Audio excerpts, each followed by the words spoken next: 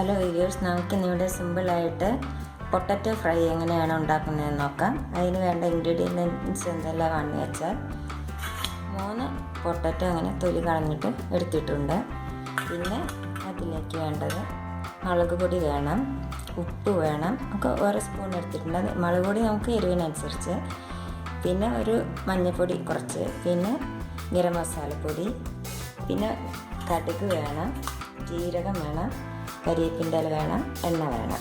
ഇനി നമുക്കത് എങ്ങനെയാണ് ഉണ്ടാക്കുന്നതെന്ന് നോക്കാം. എടുത്തിട്ട് ഇങ്ങനെ കട്ട് ചെയ്തിട്ട് അതിനെ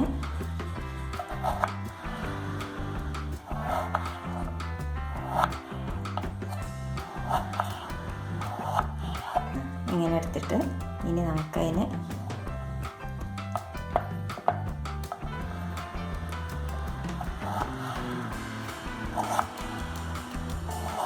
ഇങ്ങനെ സ്ലൈസായിട്ട് നമുക്ക് കട്ട് ചെയ്യാം. അങ്ങനെ നമ്മൾ ഈ എല്ലാ ഉരുളക്കിഴങ്ങും കട്ട് ചെയ്തെടുക്കണം.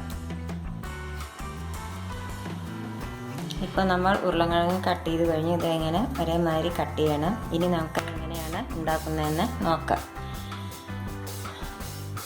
ചട്ടി അടുപ്പത്ത് വെച്ച് അതിലേക്ക് ഒരു 3-4 സ്പൂണ് എണ്ണ ഒഴിച്ചു. അതിലേക്ക് കടുക് ഇട്ടു. കടുക് പൊട്ടിയതിലേക്ക് നമുക്ക് ഈ ജീരകം ഇട്ട് വെക്കാം. ഈ കരിവേപ്പില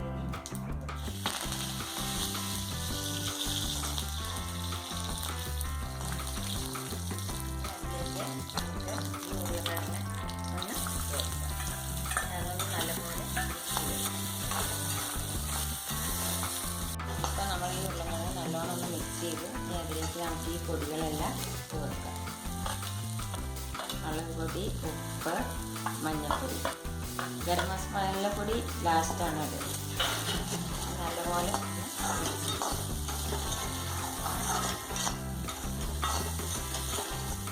2-3 മിനിറ്റ് ഇങ്ങനെ നല്ലപോലെ ഇളക്കി കൊടുക്കാം. ഇളക്കി കൊടുത്തിട്ട് നമുക്കിത് ഒന്ന് അടച്ച് വെച്ചിട്ട് 2 മിനിറ്റ് കഴിഞ്ഞിട്ട് ഒന്നുകൂടി ഒന്ന് തുറന്ന് നോക്കണം, കരിയാൻ നോക്കണം. അപ്പം നമ്മുടെ പൊട്ടറ്റോ ഫ്രൈ ഏകദേശം ആയി കഴിഞ്ഞു. എന്തും നമുക്ക് നോക്കാം. വെന്ത് കഴിഞ്ഞു. നമ്മൾ ഇടയ്ക്കിടയ്ക്ക് ഇങ്ങനെ തുറന്ന് കരിയാൻ നോക്കണം. ഇനി ഇതിലേക്ക് നമുക്ക് ഈ ഗരം മസാല പൊടി ഇടാം. ഇനി നല്ലപോലെ ഒന്ന് ഇളക്കി കൊടുക്കാം. എന്നിട്ട് ഒരു 5 മിനിറ്റും കൂടി നമുക്ക് അടച്ച് വയ്ക്കാം. അപ്പം നമ്മുടെ പൊട്ടറ്റോ ഫ്രൈ റെഡി ആയി കഴിഞ്ഞു. ഇനി നമുക്കിത് ഒരു സെർവിങ് പ്ലേറ്റിലേക്ക് മാറ്റാം.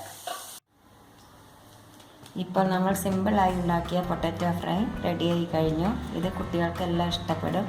നമുക്ക് ചപ്പാത്തിയുടെ കൂടെയോ അല്ലെങ്കിൽ ചോറിൻ്റെ കൂടെയോ എല്ലാം കഴിക്കാവുന്നതാണ്. പിന്നെ കുട്ടികൾക്ക് ലഞ്ച് ബോക്സിലും ഇത് കൊടുത്തുവിടാൻ നല്ലതാണ്.